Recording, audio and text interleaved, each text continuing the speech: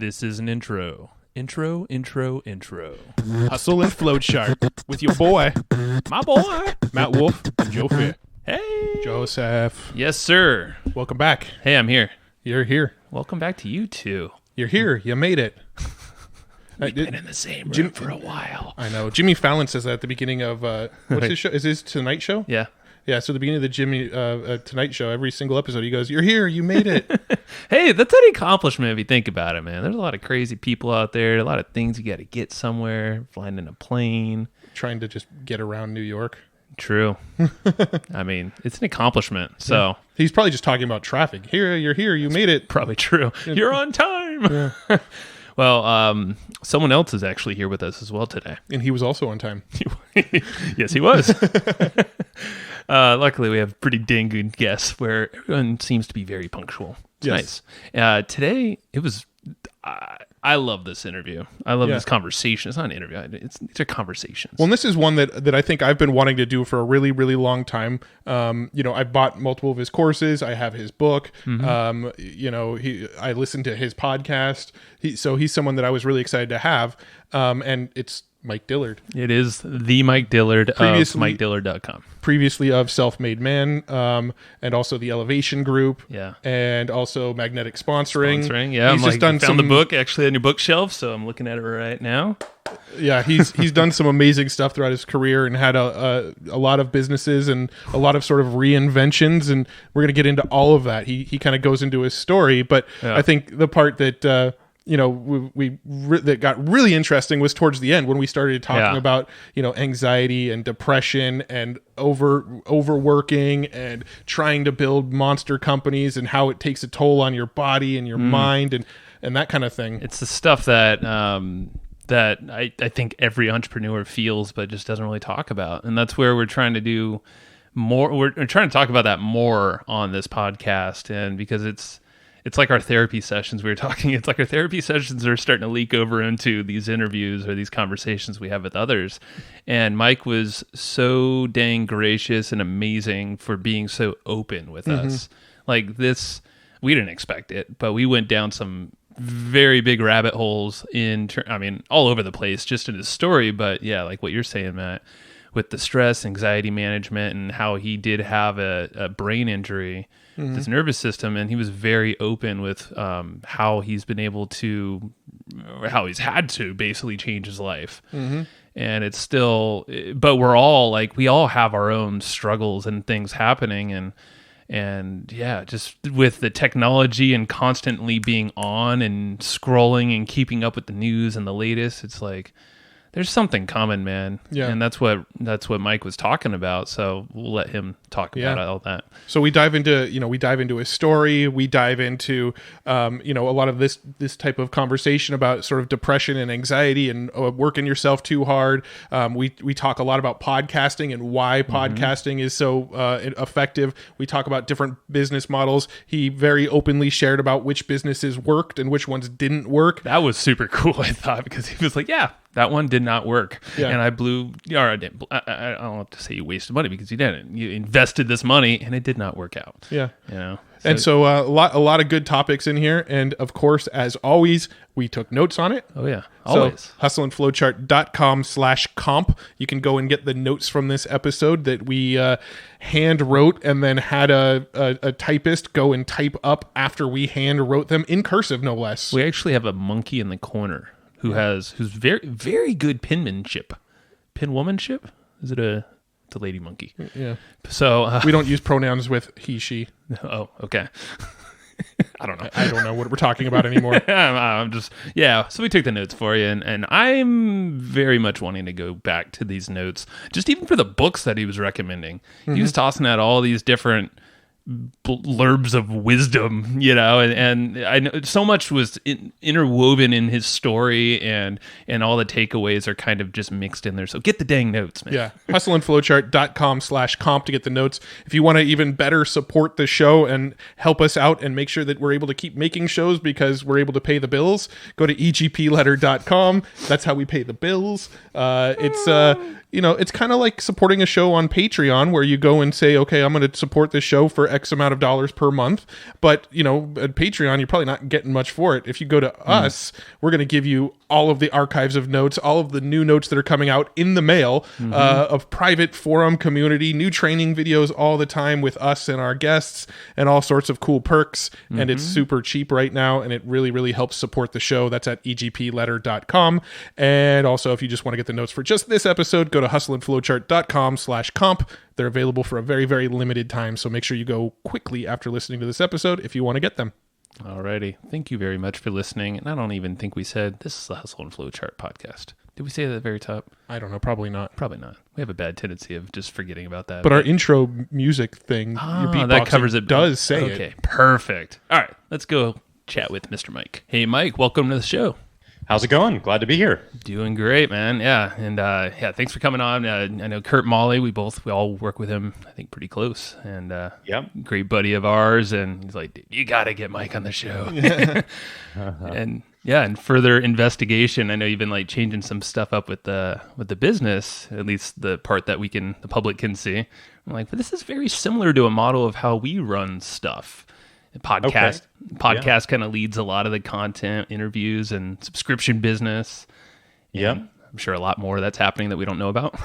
We're looking forward to digging in. It's been a heck of a few years, so lots of changes going on. Yeah, cool. Yeah, and I was a customer of the Elevation Group. Probably, I don't remember when it started, so I may be totally off with my dates, but somewhere around 2010, 2011, I was in the Elevation Group. And cool. December 2010 was when we launched. Okay, so yeah, it was probably about 2011 that I was a member of the Elevation Group, and we've been following the podcast and all that kind of stuff ever since. So super pumped to have you on the show because we've been following along to the last 9 or 10 years of your career. So it's awesome to finally chat with you. Yeah. Awesome, we'll appreciate that. Yeah, man. So let's kick it off with a little bit of a backstory because I know you've done quite a bit of things, and started a business at like 27, or not starting, but you had your first 7-figure so early in. So let's take us back a bit and walk us through that, and we'll kind of take the conversation around from there. Yeah, I actually started my first entrepreneurial endeavors in college, which I graduated from Texas A&M in the year 2000. Mm-hmm. So, yeah, by the time I was 21, I knew I wanted to be an entrepreneur and a business owner, and that I did not want to have a job. And back then, that was Web 1.0 days. So there wasn't a lot going on. The concept of a digital ebook was a brand new technology. Yeah.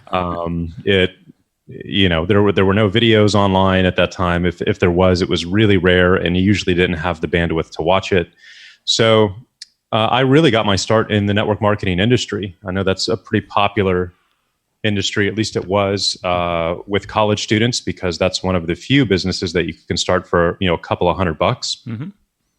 And I really pursued that for 5 straight years without a single dollar in profits as a result. So, wow. But I was determined, and during those 5 years, I probably joined a dozen different network marketing opportunities. And every single one of them, I saw that there were people walking across the stage, getting big checks and making a lot of money. Mm-hmm. And so after I went through, that dry spell for 5 years, I finally realized, okay, the only common denominator is me when it comes to this stuff not working out. So what am I doing wrong? And I basically realized that I was looking for success to come from the opportunity itself, from the product, from the timing, whatever it may be. Mm-hmm. I didn't take responsibility for my success on my own. Again, I thought it was going to come from outside of me. So that was a really big light bulb moment. And I was like, okay, that's clearly not how this works. And the people who are making money have one thing in common, which is that they've all mastered one particular skill. They've either mastered recruiting, they've mastered speaking from stage, they've mastered closing people on the telephone or in cold calling. Whatever their skill was, they were truly masters at it, and that's how they were getting results. And I realized that I had not mastered anything. So that's when I dove in head first, and I decided that I needed to master marketing. I didn't like cold calling people. I definitely didn't want to hold meetings at my house. I didn't want to bug my friends and family members.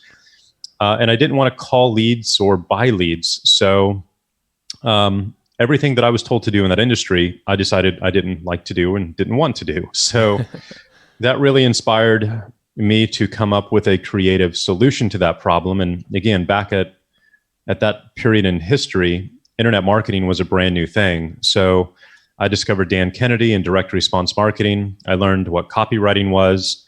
Google AdWords had just come out, and I taught myself how to use Google AdWords to generate traffic and leads. I was broke at the time, so I asked more successful people in my upline if, hey, will you fund this ad campaign? I'll run a marketing campaign on Google AdWords to generate leads for us. You pay for the ad spend and I'll do all the work. And then I'll charge you $1 per lead as my fee. Oh, that's so smart. And so, before you know it, I'm generating 50, 100, 150 leads a day for these leaders, and they're paying me $1 profit. Excuse me, guys. Yeah. They're paying me $1 in profit. So I was getting paid to learn at that point. And as soon as I had that skill set and I knew how to write copy, I was like, all right, I've got some power to finally use and to execute with. So that was it. I ended up writing sales scripts for the next opportunity that I got involved in. That way I didn't have to talk to people over the phone. I just put up a website with a big sales letter, told them all about the business and the opportunity, started sending traffic there from Google AdWords. And people started calling me, emailing me, ready to join my organization. I started sponsoring people for the first time, making some money. And then that strategy really started to grab other people's attention. I ended up writing a 55-page training manual for my team on what I was doing and how I was doing it. Yeah. A bunch of other leaders got a hold of that book and asked me if they could have copies for their team. So I just stripped out anything that was specific about my company and made it generic, threw it up online under the name Magnetic Sponsoring for $39 a copy. And before you know it, I was selling about $60,000 a month worth of that book within 3 months. Wow. So that's where I got my start as an entrepreneur. And once I cracked the online marketing code, you quickly look at the network marketing industry and you're like, this doesn't make sense anymore. Right. A 5% commission on a bottle of vitamins is no way to build a business, and you've got to teach people and train them and babysit them, and it just didn't make any sense. So I spent a few years teaching internet marketing to the network marketing industry, made about $25 million doing that. And then left and started the Elevation Group, which is where you guys found me. Yeah, no, that was the catalyst. It sounds like you picked up like just lateral thinking and different ways of doing deals, like you did with the whole ad spend, go upline, to someone else, leverage their bankroll a little bit, but you're doing the work, so you brought them more value. And yeah, no wonder why you were like, I probably should direct this somewhere else. Now, I'm curious, before you started teaching what you were teaching, were people really using sort of like online automation to grow downlines in network marketing companies, or was that something you were kind of helping pioneer at the time?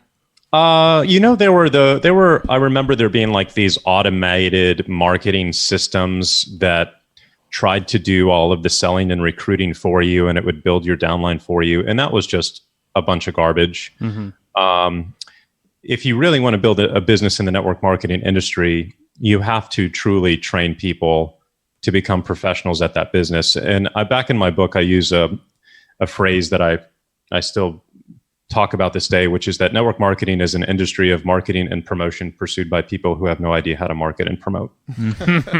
And those systems don't empower people, they disempower people. So that's the stuff that would have appealed to the young green version of Mike, who again was looking for success to come from outside of me through a system like that. And the challenge is it might work for a little while, but as soon as your organization dissolves or leaves or something changes, you still don't have any skill sets. So now you're screwed again.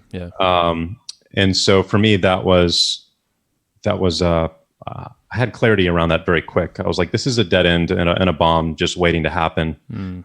So I avoided those quite well. Yeah, it sounds like it. It's almost like you're building really someone else's business and putting your heart, complete effort into that as well. So what did that transition look like from there to Elevation Group at the time? I had turned magnetic sponsoring into an 8-figure business. I had built the largest downline in my network marketing company of choice at the time. So I really didn't have anything else to do in that industry. I had far surpassed any goals that I had ever even thought of. Mm-hmm. And because there was no more challenge or growth, I started to get really bored and didn't really have anything else to say or teach. Mm. And so during that time, that was around 2008, 2009, I'd seen the market collapse. I was turning 30. I was making 7 figures a year, and I was blowing all of that money on cars and houses and boats and stuff that a dude in his 20s would do. Right. And I just realized, hey, I need to figure out this money thing. And I just watched my parents and their friends lose half of their savings. I know what I'm not going to do, but I don't know what the answer is. And you quickly realize that there's 2 worlds of finance. There's the retail financial industry for middle America, which is designed to, frankly, just suck them dry with fees. Mm. And then there are the wealthy who've really cracked financial education and investing and money management, and they're doing very, very, very different things than the middle class do. Mm-hmm. But they're not often talked about. Like, I remember reading every Robert Kiyosaki book back then, and Robert's phenomenal from a general education perspective, like, hey, buy cash flow real estate. Mm-hmm. That makes a lot of sense. But how do I do that? Who do I do that with? Who are you investing with? So we didn't go into enough detail. I wanted contacts and resources. Uh-huh. I also looked into all of the other financial education companies out there, Agora, Stansberry Research, Motley Fool, and they were all based around stock picks. They all used, technical charts and technical trading analysis, and they were all in written text format. And primarily their demographic was, men above the age of 50. Mm-hmm. And that was not me. That's not what I was interested in. I don't have any, again, we just saw the market drop by half, right? Like, the last thing I want to do is get involved in the stock market at this point. Sure. Yeah. So I decided to solve my problem once again. I wanted to learn how to invest like the rich. I went to the bookstores. I couldn't find a single book that was still relevant after the crash on how to do that. So I decided I'm just going to start interviewing people. I'm going to become the Oprah of the financial education industry, because I don't know what I'm doing. So I'm going to go find some really smart people who do know what they're doing, and I'm just going to interview them. And then if I have an opportunity to, I'm going to invest with them in their companies. For example, there's a phenomenal multifamily real estate group here in Austin called Thrive FP that my friends JP and Adrian run. Mm-hmm. I've known them since back when EVG was around, and would invest in their apartment complexes. And I would document, here's how much I invested, here's the deal, here's what's happening with that. And cool. So it was kind of like a journey. I would release 1 video interview a month, and I would bring people along on my story for better or worse. Some of the investments worked out, some of them did not. And and that was the concept. So I launched that in December of 2010. I had no idea if anyone was going to buy it. It's kind of weird to go into a new industry where no one knows your name, or you have no expertise, you have no credibility, and you're openly stating that in your marketing materials. Well, it sounds like you were doing it for yourself, which is really cool at that point in your life. Well, I found that all of my most successful businesses are inspired by my biggest personal problems. Sure. And if I have a problem, then I'm motivated to solve it. And if I have a problem, then there's a very good chance there's a lot of other people who have it as well. Mm-hmm. So that was the general concept. And what I said in the sales webinar is, hey, I need to figure this out. You need to figure this out. Let's do it together. $97 a month, $600 a year. Put together a 90-minute webinar to market the membership, and then kept my fingers crossed. I had no idea if anyone was going to be interested in this or buy it, and thankfully they were. So we ended up selling 8,700 memberships in the first week, made about $3.2 million in a week. Just from my laptop with no employees, no office, 1 tech guy and a customer service gal. So you're saying it resonated pretty well with people. Yeah, that it was a zeitgeist moment. The timing was everything. So we did over $10 million in revenue in our first year. And we had just caught lightning in the bottle with the perfect message at the perfect time, because people, if you're like my parents, or just, in a kind of an upper middle class person who's just taken this big hit, your financial advisor is telling you, just invest more money. And at that point, again, that'll work out in the long run, but they weren't empowered with education around what their options were, right? So I was able to introduce my parents to folks like JP and Adrian, and they've, tripled, quadrupled their money over the last few years working with them and their investments in real estate. They've gotten the tax benefits from that.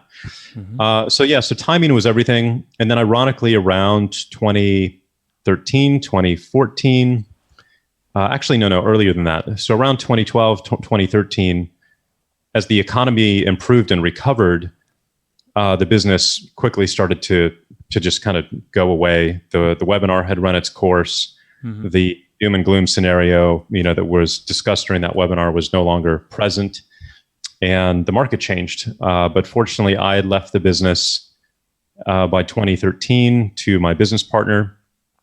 So I was in there about 3 years, and he took it over, and then I was ready to do something else at that point. So yeah. And that's when Self-Made Man kind of started up. Was it around that same time, or was there something in between? The idea for Self-Made Man came at the Tony Robbins Date with Destiny event that he held in 2014. If you've ever seen the documentary that he did, that's the event that I was in. I was in the crowd there. Oh wow. Yeah, did see that. That's what I'm Not Your Guru. Yeah. So that was the event that I was at. It was my first Tony Robbins event, and I walked away from that event inspired and with two different ideas. One was in the hydroponic food industry. I was ready to take on a new type of business that wasn't revolved around myself and my name. After doing that for 10 years, I just needed a challenge and push myself in a different way. And one of the big problems that I saw in the world, living across the street from Whole Foods headquarters in downtown Austin and shopping there every week, is that you have to be quite wealthy just to afford food that is not covered in poison. And I thought that was really unacceptable. I was really inspired by Peter Diamandis's book Abundance, where he talked about the decentralization of all of the industries that really started back then with Uber, 99 Designs, Odesk, Airbnb, and all of these different companies that decentralized their industries. So that really inspired me to ask myself if it was possible to decentralize the ag industry and farming. If you look at the way we farm today, it's incredibly inefficient and it's incredibly destructive. We're pumping poisons into the ground. We're wasting ridiculous amounts of water. We're incurring ridiculous food costs because we're importing food on giant tankers from other countries. We're trucking it across the United States, and by the time it gets to your local Whole Foods, a head of organic lettuce is $3 or $4. Yeah. So I wanted to fix that. And I've never grown anything before. I didn't know anything about producing a technical piece of hardware or technology. And I just started on Google. I went to Amazon and bought 5 books on hydroponics. I went to Google and I started typing in industrial design firms. Yeah. I went to Odesk and I had someone make a kind of a Photoshop render of the concept that I had in my head. So I got a stock photo of a kitchen, grabbed a photo of a Voss water bottle, gave it to the photo designer, and I said, put the Voss water bottle in the kitchen, take the logo off, fill the middle with plants, and put like a bright light on the top with my logo on it. And that was the image that I used when I started just cold calling industrial design firms and saying, hey, I want to build a fully automated hydroponic system for the home. Here's kind of a concept image of it. Is this something you can help me do?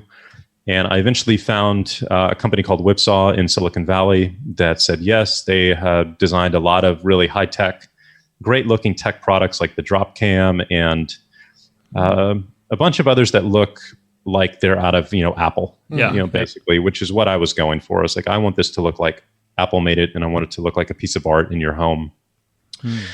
So Self-Made Man was the other idea that came out of the Tony Robbins event. I ended up going with Evergrow, the hydroponic system, and I can keep going down that road and how it did not work out. I can go to Self-Made Man. Where would you guys like me to go? Well, I know you had an episode, I believe, of Self-Made Man, now called The Mike Dillard Show, which we'll talk about in a few minutes. But didn't you have an episode that broke down pretty well what happened with that and why you decided to phase that out and move in a different direction? Because if that's the case, we can just link up to that podcast and make sure people listen to that. Yeah, you can go to evergrow.com or you can go to my YouTube channel, and there's about a 25-minute video that I did with the system that went through the whole story. So it's there sitting next to me in my living room, and I go from beginning to end on the intro that you guys just heard, and then why I had to end up abandoning the project 2.5 years later after, well into the 7-figure investment mark. Yep. But yeah, that'll take people through the whole story from start to finish. And after Evergrow did not work out as planned, Self-Made Man was my backup. And I had been hosting the podcast since the launch of the beginning of the development of Evergrow in 2015.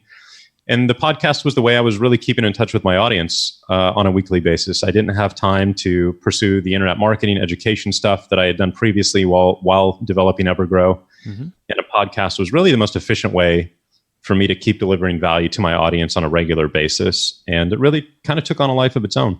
Yeah, and that's the beauty of podcasting is in the engagement rate. I'm not sure if you know yours off the top of your head, but like we've seen 80% on hour-plus long shows here, which it's amazing because you can't replicate that on Facebook video or something. Some of the data that we've seen have shown that like Facebook Lives, people on average watch like 8% of it, where podcasts on average, people, if they like the show, they tune into about 80% of every episode. Yeah. So it's it's such an intimate medium where you get to talk. You're basically in somebody's car with them for an hour or out for a run with them for an hour. Yep. And the benefits are just huge.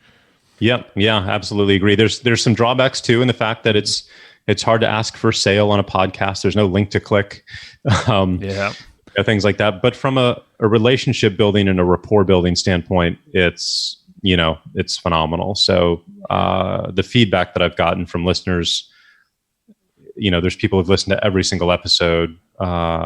It's the ROI for the return I've gotten in gratitude for my audience versus the time I've had to put into it is 10 to 1. True. Absolutely. Yeah. I'd agree with that all the way. And for us, with our show, it's kind of turned into like sort of an automated networking tool because, whenever we have somebody on the show, we let them know that the episode went live and then we ask for new connections. And it's just this sort of automated way of just kind of constantly getting connected with new, awesome people. Mm-hmm. So, I mean, there's that benefit as well. Definitely. Yeah. I mean, when would I ever get a chance to jump on a call with Seth Godin or Tony Robbins or Damon John or Gene Simmons or like any of these crazy individuals that I would never, ever get a chance to talk to in normal life? Here we are chatting for an hour. So, yeah. Well, how was it? Because I think Tony Robbins was on your show at one time, right? Yeah. Mm-hmm. How was that? Like meeting, because that was a big catalyst, it seemed like, for you, going to his event, but then having him on the show. Was that? Well, what was really surreal on that episode is that I found out that he, I believe, bought Elevation Group. And that was one of his primary sources of inspiration for his book. So Money Master the Game was his version of the Elevation Group. Wow. Hey, we need to educate America so this doesn't happen again. We need to teach them how to invest like the wealthy. And they even talk about some of the same exact strategies that we covered in EVG. And just, learning that he knew who I was and had gone through my stuff was mind-blowing. So that's so cool, man. And yeah, because I know with Tony, he wanted to give back in a bigger way, create wealth, not only for himself, but for everyone else. And yeah, it's exactly what you were doing as well. So I'm curious how that connection happened. Did his people reach out to you? Did you sort of cold outreach to them? How did that someone put us in touch, I believe, and said, "Hey, would you like to have Tony on the show?" I was like, "Yeah." So I think they knew that my email audience and list from Elevation Group was the perfect fit for their book. Yeah. So yeah, that's perfect. So now you still have the podcast going all the time, and amazing guests, and definitely go over there. And well, you've rebranded it to the Mike Dillard podcast now. Right. Do you want to touch on real quick? I mean, I think I kind of understand why, but if you want to kind of explain real quick why you rebranded it. I think Kurt kind of gave us the rundown on one of our calls we had with him, but I'd love to hear it in your words. Yeah. The goal for Self-Made Man was to build it into an education company that was not focused around or built around me. Mm-hmm. You realize that if you're building a business around your personal brand, it's a business you can never sell or have an exit from. And that's something that I was interested in doing. So we built Self-Made Man into an education platform. My role was really just to be the podcast host. And we filmed 40 to 50 classes in Austin with all kinds of entrepreneurial rock stars, friends of mine that we flew into town on all kinds of topics, from building a business to investing to health and fitness and relationships and everything like that. We rented out all of these different venues in downtown Austin to create some visual differentiation between the classes so they didn't look all the same. Mm-hmm. We filmed them in 360 VR. So if and when the time ever comes, all of these classes, you can put up your VR goggles on and essentially sit in the audience and look around, and you'd be right there as if you were shooting with us. Oh, man. And then we modeled the platform after Skillshare in platforms like Udemy, Creative Live. And there's a bunch of examples of these kinds of education platforms out there. And if you see enough of them and you look at their numbers and maybe just whatever data you can find to kind of judge their success by, you're going to think that, hey, this is a really lucrative business model. Mm-hmm. And we just, picked arbitrarily $19 a month or $97 a year for our pricing. And that got you access to a new class every 2 weeks when we first started. Mm-hmm. And the interesting part is that it really didn't take off.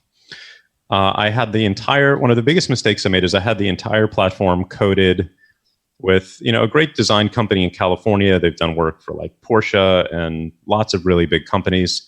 Yeah. And they built a beautiful looking site that could handle, Skillshare levels of traffic and millions of users, which is what my vision for this would become. And that again turned into a huge money pit. So at least $500,000 in tech development, at least another $500,000 in developing the content, recording the content.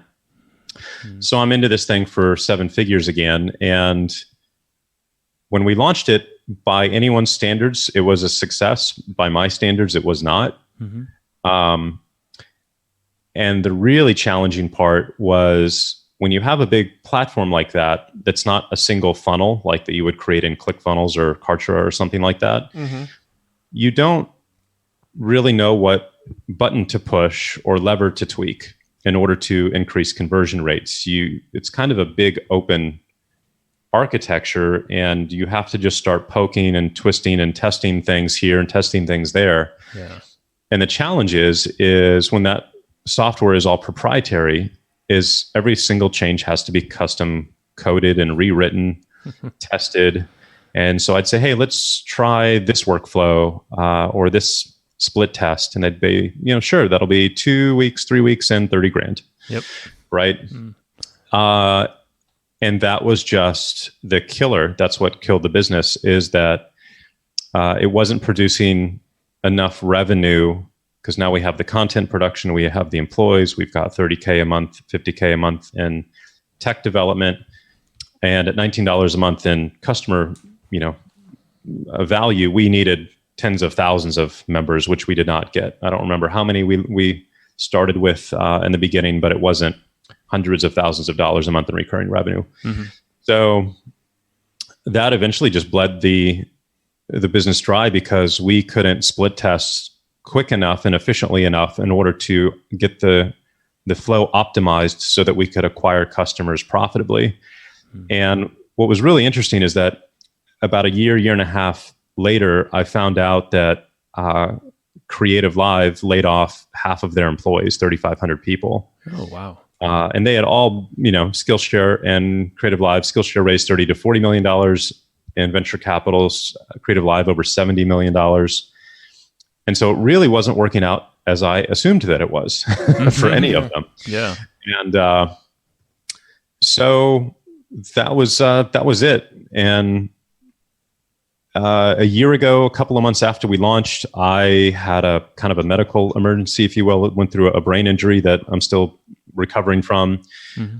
And over the past year, I really haven't been able to work or create anything. I haven't launched any new products for the most part.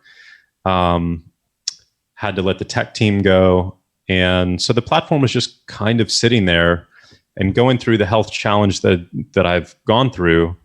Mm-hmm. It just gave me new perspective and new drive in the fact that my primary incentive is no longer building a $100 million business, having a $100 million exit.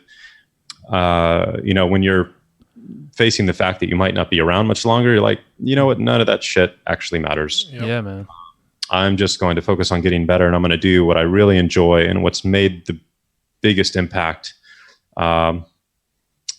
for others that I've been able to make. And that was really just being myself and teaching and telling stories and, doing what I know how to do best. And so that's where I decided to transfer, Self-Made Man to MikeDillard.com, get back to my personal brand, and have really just gotten rid of these grandiose entrepreneurial dreams now that I'm 41 and getting back to stuff that really matters. And so I love that. Was there any element of the original branding of Self-Made Man where you were kind of unsure around having man in the title, thinking maybe it would isolate females from gravitating towards your stuff? Yeah. I mean, I originally wanted to get selfmade.com, but whoever owns that has either died or just doesn't respond. The individual I bought selfmademan.com from was a friend of mine who had also been trying for years to get selfmade.com, and there's just no response, right? So that was it. Self-Made Man was what it had to be. And yes, the female audience definitely felt alienated. And it's really interesting. The people in our industry understand the term and can appreciate it. The people outside of our industry, when I would say what I do, would get taken aback, and they would see it as a very egotistical term or label. And I didn't like the fact that it was misunderstood, and I always had to explain my definition of a self-made man or woman. Yeah. So I just I'm fighting an uphill battle here that I don't need to be fighting. I'm not looking to build a business that I'm going to sell anymore. And if that's the case, the absolute best thing you can do is to build a business around your personal brand. At the end of the day, when I talked to Dean Graziosi or Eben Pagan, and I said, this was probably 3 or 4 months ago, I was like, hey guys, why do you think that this platform model didn't work? And they were both really quick. They're like, it's because you weren't a part of it. Your following has been following you for a decade now. They like what you bring to the table, and you took yourself out of the equation and put a bunch of strangers in front of them that they don't necessarily know or appreciate yet. And they just don't have any interest in that. And I was like, yeah, that makes a lot of sense. Yeah. Now, when you were building this whole platform, were you taking any sort of outside capital to help do this, or were you just using your own savings to build this thing? Yeah, savings, savings, which was a challenge. I put all my chips on the table, in Evergrow and then again in Self-Made Man over about a 4-year period, and neither of those worked out as planned. So yeah, the financial risk that I took was, in hindsight, I definitely wouldn't have done that again. I'm also glad that I did not take on venture capital, because that would have been even more stress and pressure. Sure. For the reasons that are obvious. So yeah, going back, I would have really planned on the 3X rule, which is if you're going to build something proprietary, whether it's software or hardware, it's going to take 3 times longer and cost at least 3 times more than you think it will. Oh yeah, that's so true. Yeah, and it's been that way in every single time I've done that. I've started 3 software businesses, and they've all ended up being that way. So, yeah, I would put a hard cap next time on what I'm willing to invest in a new venture like that. And I have to figure out a way to create it within that budget. And that's it. Yeah. So have you found that you've always kind of been somebody that has sort of a high tolerance for spending money? What's the word I'm investing? looking for? Yeah, for investing. Like, are you someone who's always had like a high pain tolerance for investing? Because when you say that you spent $30,000 to have somebody go and run like split tests for you and stuff, I wouldn't think most digital entrepreneurs have the stomach to go even invest something like $30,000. So is that something that's always been part of you? You just kind of have balls to do that kind of stuff? Or it's interesting. It's a blessing and a curse in the fact when it comes to the ability to make money. The blessing is once you learn how to make money essentially on demand, it's clearly a blessing, but it's also a curse because then you don't really appreciate it and you can take it for granted quite easily. Sure. And so for me, I'm just like, okay, this is what it's going to take to bring this dream to life. If I do this correctly, it's going to make back all of my money and more. And I've just always had a really large amount of belief in myself because of my previous track record. And so I was willing to take those risks. And it's just been, a big lesson learned where if I could go back in time, I would do it very differently. I would do the budget. I would stick to that. I would save money, in my savings or whatever it may be that's untouchable. Because for me, I didn't have that with these ventures. It was if I needed to sell my house to keep it going, that's what I would have done. Which again, that has its benefits and its advantages for sure. Well, it's interesting because you said like with Evergrow, you had this mission, you had this big thing in the world you wanted to solve, which I think so many people can relate to. And so you sunk, a lot of money and your effort and all that stuff, mental space into it. Now with this new business, it seems a lot more lifestyle, and you're at this point in your life with what's happened throughout your years. How do you like build this, or what is your mission now, taken to Mike Dillard and all the different assets you have? My primary skill and the value that I've been able to deliver over the last 20 years as an entrepreneur really is empowering new entrepreneurs with the knowledge and skills they need to really start their first successful business.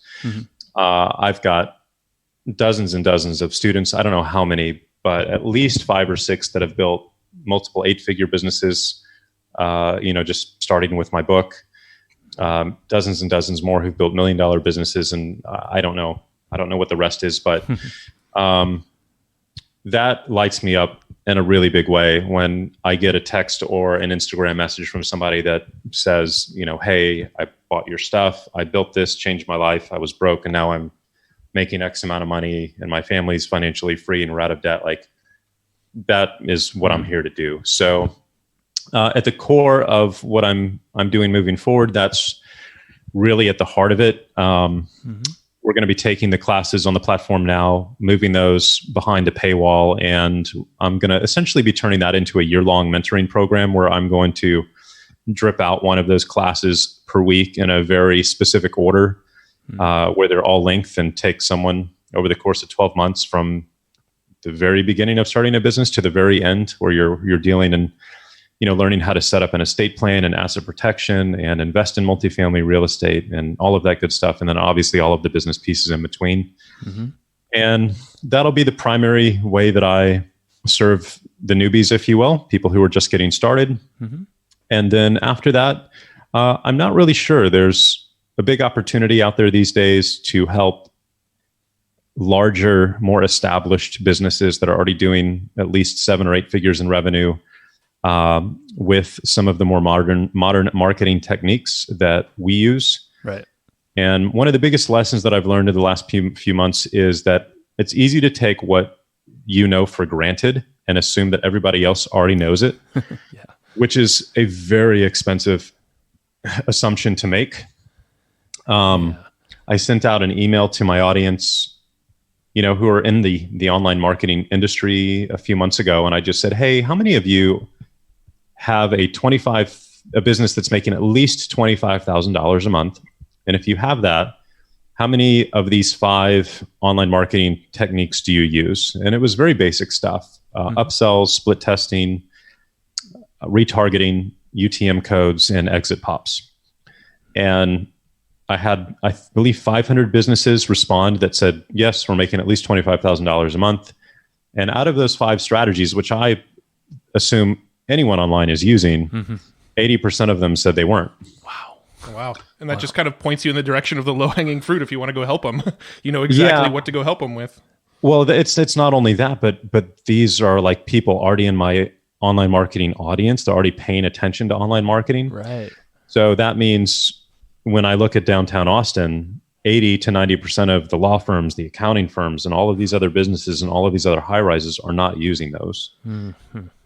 So I see a really big opportunity there, and that'll probably be where I turn my focus next once this mentoring program is fully baked and available for people to use. So I like that. It just seems like a perfect progression for your brand, and then just the audience you built and the trust you built over the years. The podcast, I'm sure, feeds all of that as well, and compounds the trust even more. Yep. Yeah. So that's where things are headed. So I think you've mentioned on your show a few times in the past that you tend to lean more introverted as opposed to extroverted. And, me and Joe, there's 2 of us here. I'm very, very introverted. By comparison, Joe's pretty extroverted.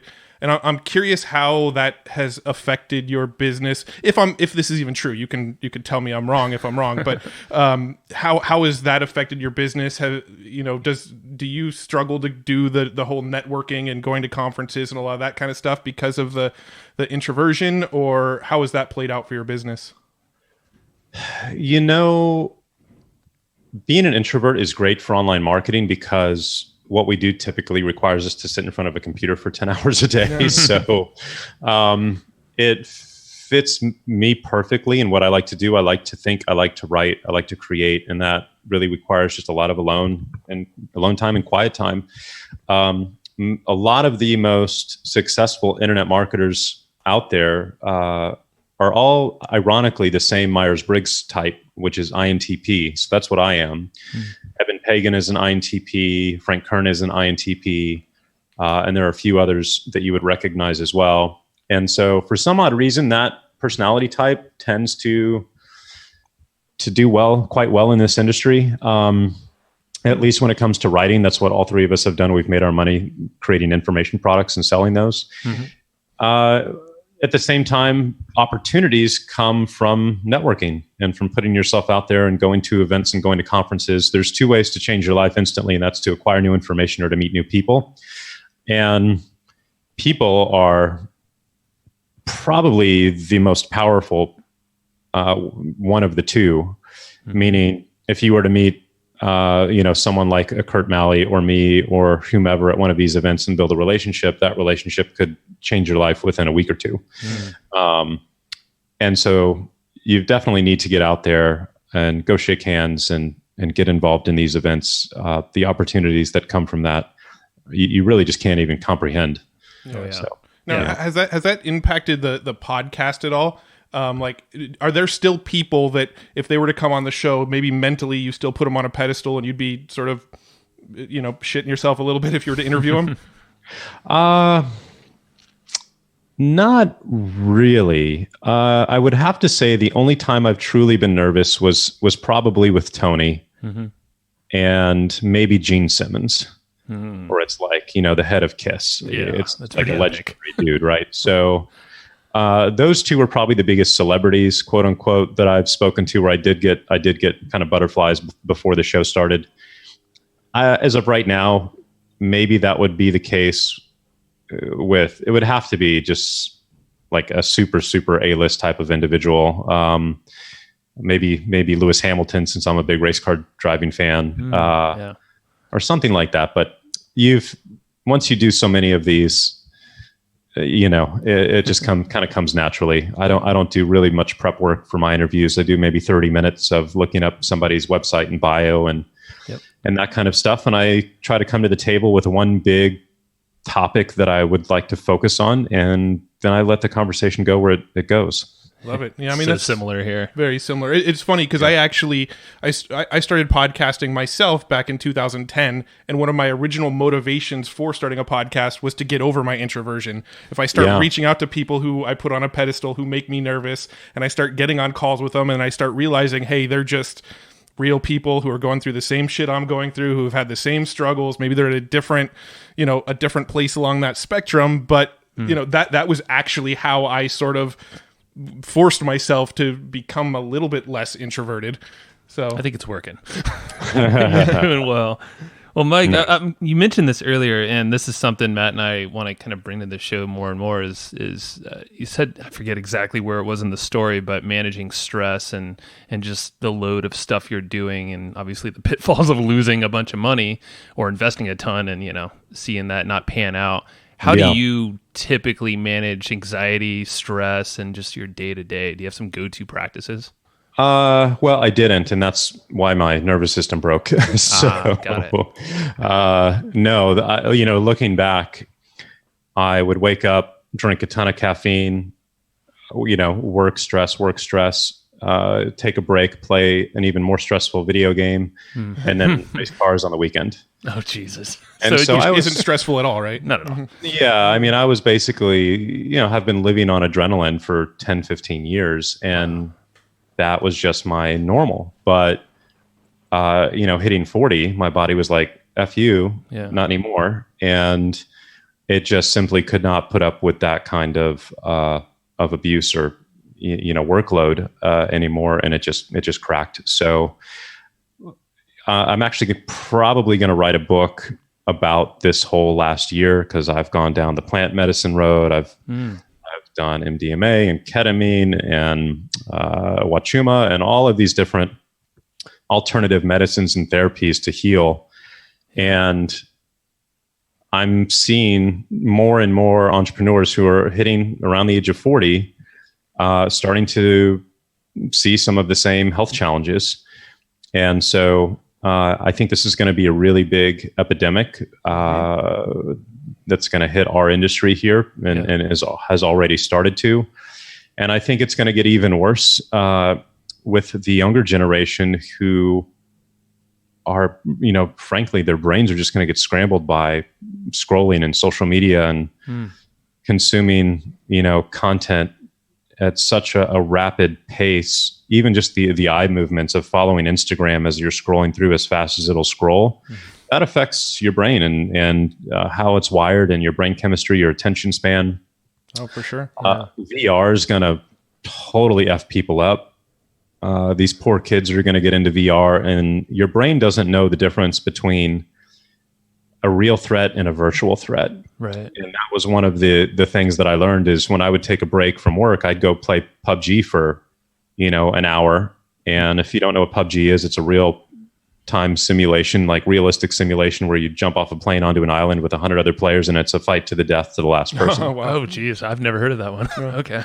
Yeah. So it's like Fortnite, but a realistic version of Fortnite, nothing cartoony. And so you jump in, land on an island, and then it's a scramble to find weapons and armor, and it's very immersive. You're wearing headphones. If someone, if you're upstairs in a house and let's say you walk into a 2-story house and someone's upstairs, you can hear their footsteps on the wood and screaming or whatever. It's fight or flight, right? Like your body literally thinks you're being hunted and that you're hunting other people.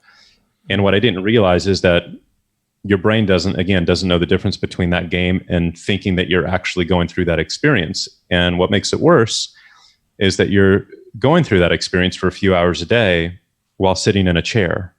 And that means that your body is not burning off all of that cortisol and all of those hormones and stressors as you would in real life, because you'd be running. Right. And so it's just sitting in your body and your bloodstream, saturating your brain, and it can literally cause a brain injury, which is what happened to me. Oh, man. So, yeah. So what do you do now? That's obviously you're probably not playing PUBG. Yeah. No caffeine, no PUBG. Really the last year has been just trying to relax my nervous system and to bring the parasympathetic, which is responsible for sleep and digestion into balance with the sympathetic, which is responsible for fight or flight. And my teeter-totter broke, obviously. And so, meditation has played a really big role. I use my Muse headset. When this first got started, I'd meditate, 45 minutes a night, every night before bed. And, getting rid of social media. I deleted my Instagram. I deleted my Facebook account off my phone 3 months ago and Instagram off my phone a month ago. Good for you. And it's been great. Like, I don't miss it at all. Yeah. Well, I think these are important topics too, and you don't hear people talk about it enough. I'd be probably the first in line to buy your book if you put that out, because I'm with you. I want to show it everywhere. Yeah. I mean, I was reading an article a couple days ago, and I'm totally going to misquote these numbers, but something like 7% of the U.S. population has depression, and something like 38% of entrepreneurs have depression. So like it's becoming a pretty big problem, and like the number one cause of death among entrepreneurs between the age of 30 and 45 or something like that is suicide. Wow. Because the depression and the anxiety and just this constant need to be on and to get things right has really screwed with a lot of people's brains. And so we're trying to bring it up more and more on the show and talk to other high achieving entrepreneurs about, how they're handling some of this stuff, because I do think that there's not enough people talking about it. Yeah. Yeah. Well, that definitely motivates me to move forward with the book. So, I think a big part of it too is platforms like Instagram, where it forces you to compare yourself with other people. And so this past year, when I could barely leave my house, I'm getting ready for bed at 8:00 every night and going through this elaborate nighttime routine, and not able to drink and not able to really socialize with anyone. And just getting on Instagram, all I'm doing is looking at all of my friends doing super fun shit that I can't do anymore. And that was very depressing. Like, I was like, this is not helping. This is not helping me at all. So that's when I just decided to delete the app. And it's been amazing how much anxiety that I didn't realize was there just went away from not having to expose myself to that, 100 times a day, as you spend 30 seconds on Instagram, right? So, yeah. I was going to ask about the plant-based medicines that you were bringing up a minute ago. I'm curious if there's been any that have really helped or been really effective. Stood out the most. Yeah. I mean, Joe and I, we've used psilocybin. Joe's done ayahuasca. I still to this day supplement with THC before bed. So I'm kind of curious what sort of things have worked well for you, and what sort of experiences you've had there. CBD and THC I credit with saving my life, because until I found that, a friend who went through chemo gave me one of his THC CBD pills, 10 milligrams of each. I was on Ambien and Xanax, and that would only get me an hour and a half of sleep on those two drugs, which you're not functioning. You're just kind of laying on the couch all day. Right. And it just messed with my emotions. It made me kind of dead from a feelings perspective. And I just needed to get off of that stuff. So he gave me one of those THC pills, and boom, I slept like 3 or 4 hours that night and was able to get off the pharmaceuticals. And that has been the single biggest game changer that I've had from a sleep perspective. From a just overall health perspective, MDMA has been the biggest game changer. Doing MDMA, and this is in a therapeutic setting. So obviously MDMA is ecstasy, which I've never done recreationally before this. And so this was my first time ever doing that. But in a therapeutic setting, you're closing off your senses, essentially, right? You're wearing an eye mask, you're wearing headphones with a very specific type of music. You're going into a room with people that you trust, and you're going in with intentions of, let's say, 3 to 5 things that you really want the answers to. And what it does is it, instead of having all of this outside stimulus come in and overwhelm your body as you would, like kids would do at a rave or whatever, when you close off your senses, you immediately just go inward. And it was like magic. It was unbelievable. It was as if I had instant X-ray vision past all of my conscious walls.